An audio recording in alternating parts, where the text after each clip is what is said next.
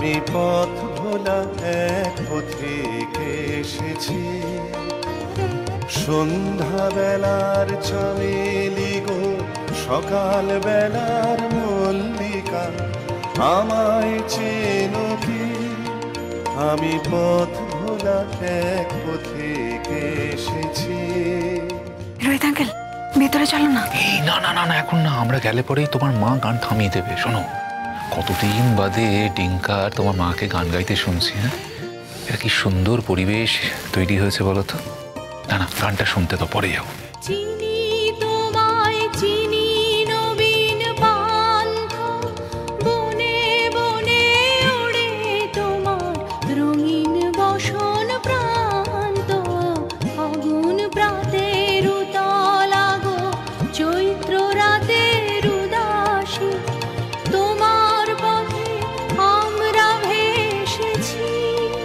আমি পথ ভোলা এক পথিকে এসেছি।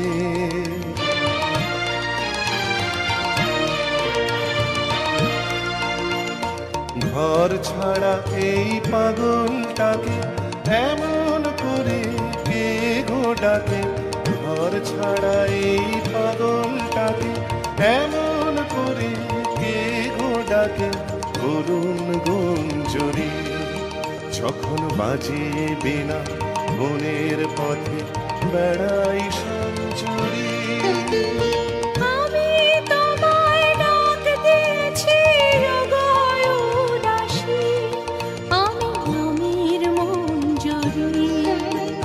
তোমায় চোখে দেখার আগে তোমার স্বপন চোখে লাগে, বেদন জাগে গো, না চিনিতে ভালোবেসেছি। আমি পথ ভোলা এক পথিকে এসেছি। জানো তো রোহিত আঙ্কেল, মা তো এর আগে অনেকবারই গানটা গেয়েছে, কিন্তু কোনোদিন এই গানটা ঠিক করে শোনার চেষ্টা করিনি আমি। মা যখনই গান গাইতো মনে হতো মায়ের এটা করা উচিত নয়, মা অনধিকার চর্চা করছে, খুব রাগ হতো। যত তুমি এসব কথা ভাববে না জানবো, তত তোমার মন খারাপ হবে। এখন যখন তোমার মায়ের গানটা শুনতে ভালো লাগছে, তখন আর পুরোনো দিনের কথা নাই বা ভাবলে।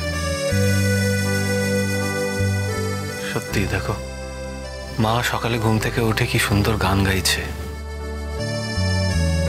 আর মায়ের সঙ্গে ডিঙ্কাও গান গাইছে, কি অপূর্ব লাগছে। মনে হচ্ছে যেন এই বাড়িতে কোনো রকম অসুখ, অশান্তি, দুঃখ কিচ্ছু নেই। সুস্থ একটা বাড়ি, স্বাভাবিক সুন্দর একটা বাড়ি। আর যদি কোনো দুঃখ থেকেও থাকে, সেগুলো মা নিজের গান দিয়ে উড়িয়ে দিয়েছে, ভাসিয়ে দিয়েছে। এখন বুঝতে পারছি যে গান গাইলেই মা সব থেকে বেশি খুশি থাকে, সব থেকে বেশি সুখে থাকে। অথচ এই সামান্য ব্যাপারটা কোনোদিন এত বছর ধরে আমি বুঝতে পারিনি, বোঝার চেষ্টাও করিনি। এতগুলো বছর বোঝার চেষ্টা করনি বলে যে ভবিষ্যতে বুঝবে না তা তো নয়। এখন বোঝার চেষ্টা করবে, বুঝবেও। আর তাছাড়া জানবো, তুমি তো ভালোবেসে তোমার মাকে হারমোনিয়াম আর তানপুরা কিনে দিয়েছো। তুমি নিশ্চয়ই উপলব্ধি করতে পারছো যে তোমার মায়ের জীবনে এটা কত বড় প্রাপ্তি। শুধু বাবা যদি বাড়িতে থাকতো। মন কেমন করছে না দিদি? বুঝতে পারছি, স্বাভাবিক। সব যখন আগের মতো সব ঠিক হয়ে গেছে, তখন একজন কেন দূরে থাকবে? না না না না না, আমরা সবাই মিলে গিয়ে অনিন্দকে ধরবো। পাপাকে তো অনেকবার বলেছিলাম রোহিত আঙ্কেল, কিন্তু পাপা এমন একটা ডিসিশন নিয়েছে, আর সেটা এতটাই স্ট্রং, আমরা কেউ সেটাকে চেঞ্জ করতে পারবো বলে মনে হচ্ছে না।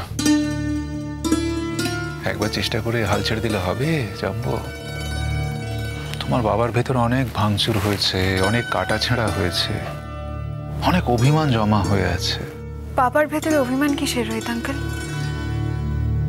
বাবাই তো মাকে ছেড়ে চলে গেছিল, মা তো যায়নি। হ্যাঁ, এটা ঠিক।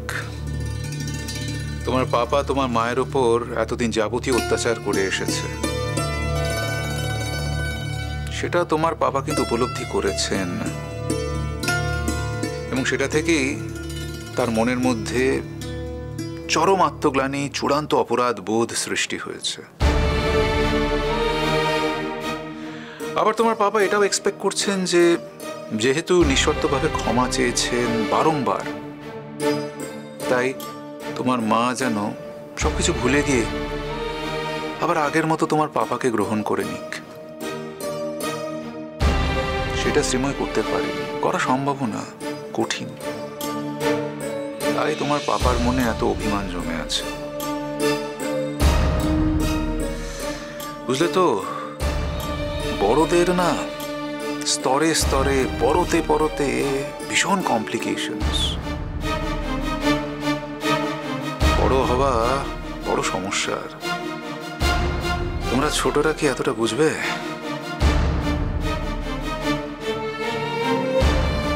রোহিত আঙ্কেল, বলছি কোনোভাবেই কি আর তা সম্ভব নয়?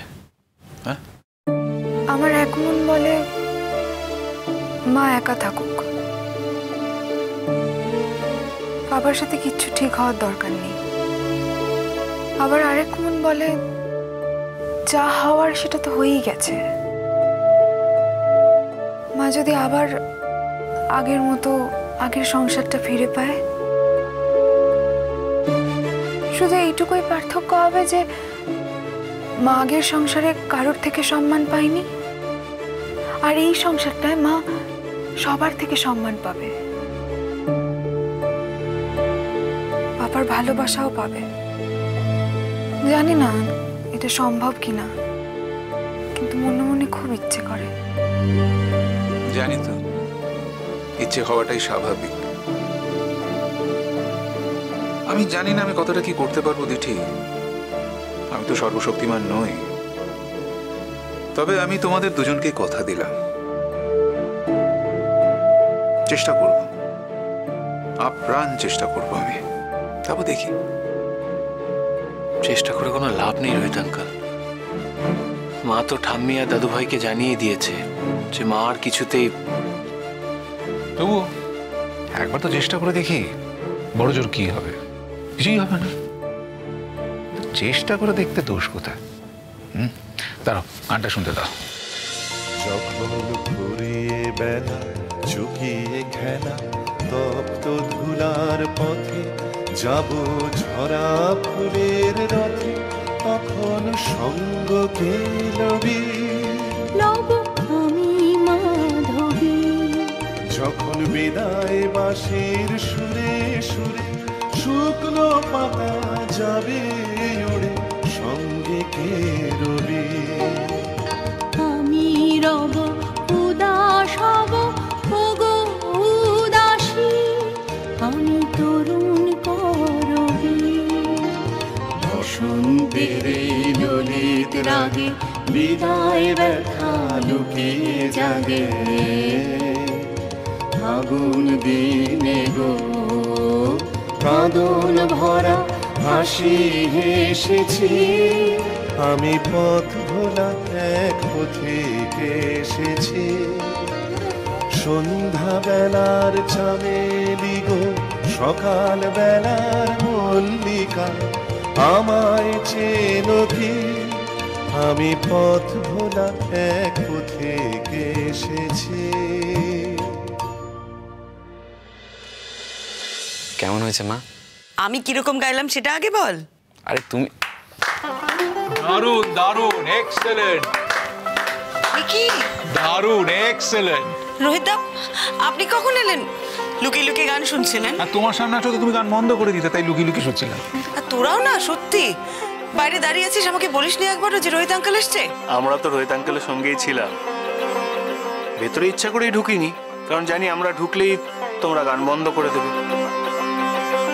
আমরা তো চাইছিলাম তোমাদের গান শুনতে।